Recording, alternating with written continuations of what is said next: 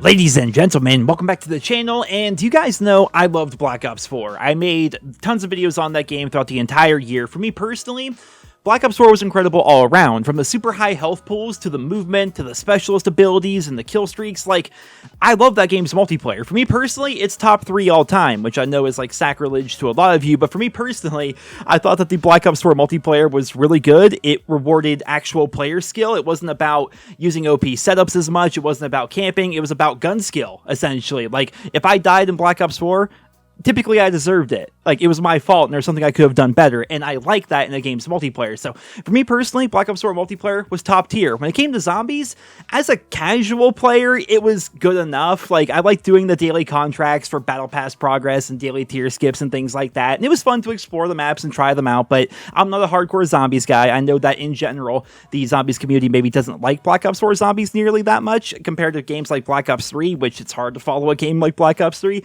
but I thought zombies was good.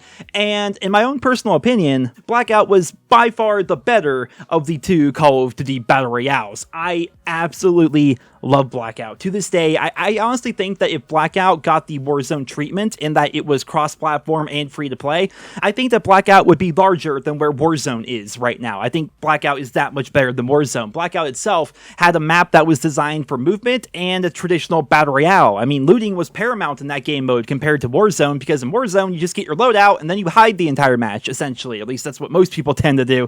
Whereas in Blackout, the map it wasn't nearly as dense. There were 2 dense locations in the form of the construction site as well as the hydro dam, and they were very deliberately and specifically put on opposite ends of the map because they were designed that way, right? They wanted the map to be more open and to reward people for moving and actually looting, running around, getting kills, looting locations, and trying to get the best possible weapon setup possible before you got to the final circle. That's what traditional Battle Royale was all about, and that's what Blackout was all about, which was definitely fun.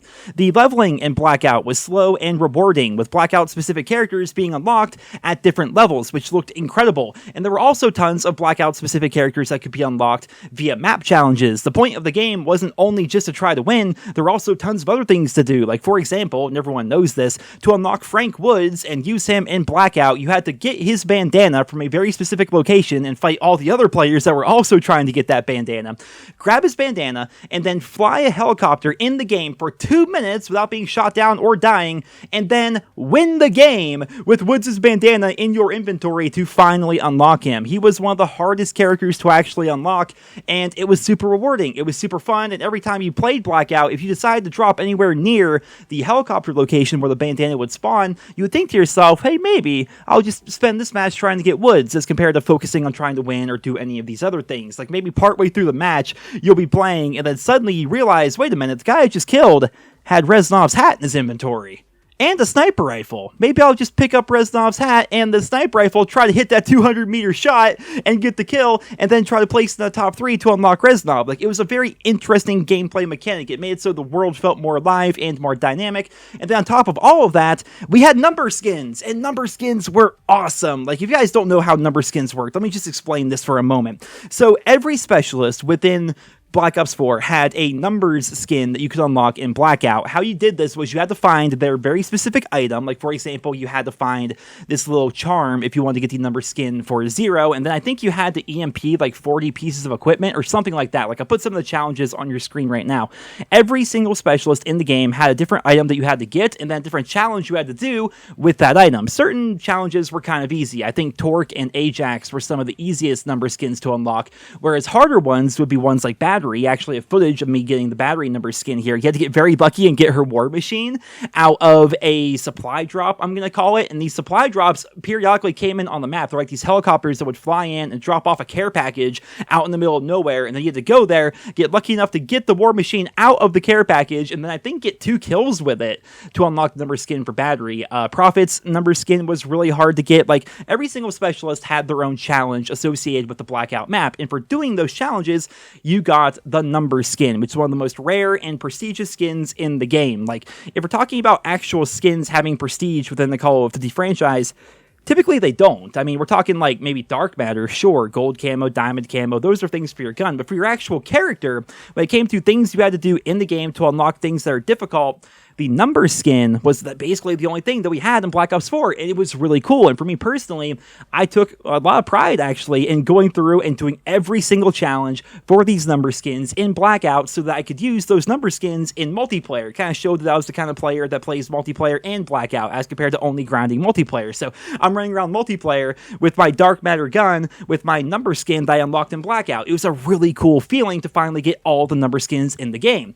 Well, you guys know I love Black Ops 4. Like, we're just kind of like rehashing that right now, but you guys may not know that I don't care about the shop whatsoever. Like, I really don't care about the in-game shop in Call of Duty. For me personally, Gaming 101 is rewarding players for doing things within the game. Not rewarding players for just swiping their credit card, but giving people things to do in the game and challenges to grind for and to unlock and things for them to actually earn. Right? That's a big thing for me in video games. It's always been a huge thing in video games, but the Call of Duty franchise is moving away from that, and I don't think people are paying enough attention to it because so many content creators are just so happy to just blow whatever money they can on any number of skins that come out so they can get easy content for the day and make a video about the newest, latest, and greatest skin, and they don't think about the overall damage that is happening to the Call of Duty franchise by making it so stuff that we earn in-game is terrible in the form of dark matter. I've talked about this all the time, but dark matter still does not work on a lot of weapons within Black Ops Cold War. This game is a fucking year old. It has been out for like a year now.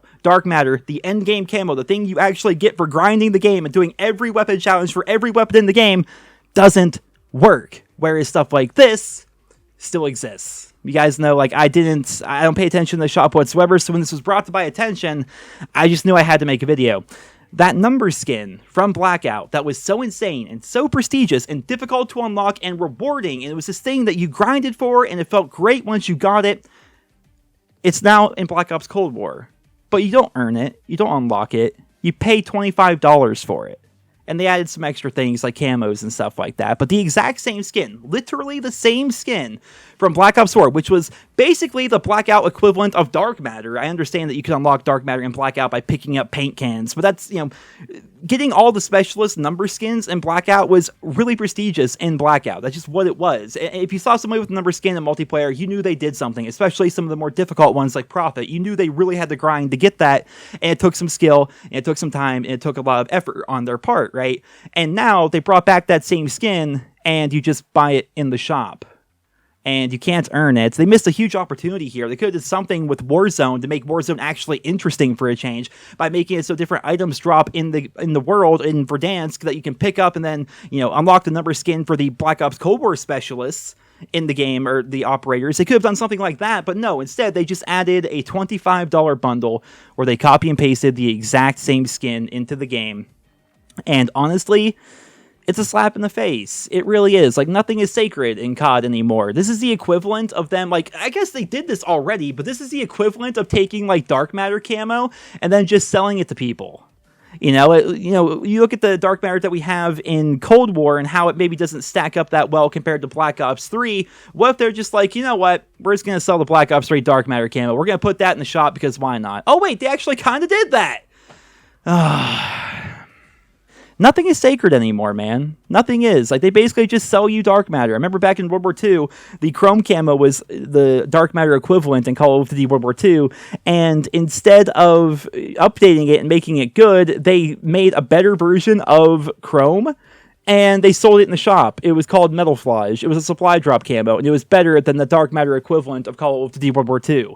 And now they're basically taking Black Ops 3's dark matter and just selling it in the store for Black Ops Cold War. They're taking the number skin from Blackout and just selling it in the store. These things aren't character updates. Like, they're not updates to the game that make it so we can unlock different things for our characters and they give us a reason to grind or progress throughout the game. Oh no, we don't get any of that. They just add things to the shop for $25, and stuff that was once previously prestigious in the Call of Duty franchise and earnable in the Call of Duty franchise is now just being sold to the highest bidder, essentially. Not even the highest bidder, just $25. You just have it. It's almost the equivalent of them taking something to the effect of like, you know what? We realize you guys enjoyed being able to customize your prestige icons of Black Ops Cold War. So for Call of Duty Vanguard here, we're just going to sell all the prestige icons from the previous Call of Duty titles, and you can just buy whichever one you want and then equip it. It's not the same as unlocking it, but who cares? We get your money. And I don't know. It's sad. It really is. Like, it honestly makes me sad that, like, Gaming 101, for me personally, is rewarding the player for doing things within the game. I've talked about it a couple times here on the channel in different videos about different games, but, you know, Call of Duty is Call of Duty. You know, the game's been out, if you go back to Call of Duty 4, which I think is like the proper beginning of the franchise, because that's when we got kill streaks and create a class and prestiging and stuff like that. You know, Call of Duty 4 is 14 years old. The core, like, multiplayer gameplay of COD hasn't really changed all that much in 14 years. It's still roughly the same with some differences here and there. So, while yes, the core gameplay is still fun, and it's still enjoyable to, you know, play with the guns and play on new maps and explore new maps and unlock new attachments and, you know, get good at the game, that's all fun and interesting. We have to have more than just the core gameplay to keep fans interested these days, in my opinion. There needs to be a robust prestige system, a robust camo grind, you know, going for dark matter and going for 100%er and doing different kinds of things in the game. Like going back to Black Ops 4, the fact that we had daily contracts in multiplayer Blackout as well as zombies, and those contracts would reward you with experience as well as supply drops, and then you could save up those supply drops to purchase directly from the store, whether it's weapon variants or mastercrafts or even Blackout characters. That was a good system. And in Black Ops Cold War, we have nothing like that. We don't earn anything. Once you get dark matter, you realize to yourself it doesn't even work on a lot of the guns in the game. And then you realize there's nothing for 100%er. In Black Ops 4, for 100%er, you got a calling card. And we were all like, wow, you get a calling card for doing literally every challenge in the game? That is so stupid. Like, it's the most underwhelming thing ever. Well, they must have heard our feedback, because here in Black Ops Cold War, they got rid of the calling card. You get nothing if you do all the challenges in Black Ops Cold War.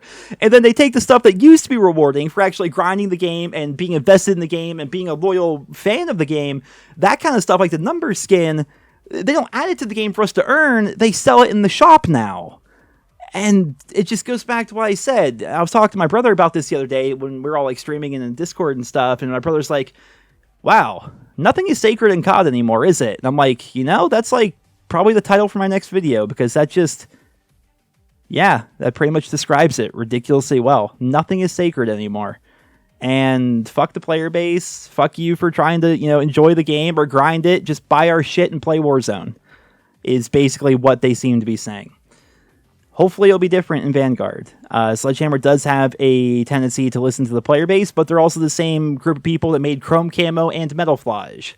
So I guess we'll have to wait and see how things are going to play out. But ladies and gentlemen, just, I don't know, a bit of a rant video, something I wanted to get off my chest, something I wanted to vent about, and, you know, I think a lot of you guys are going to feel the same way.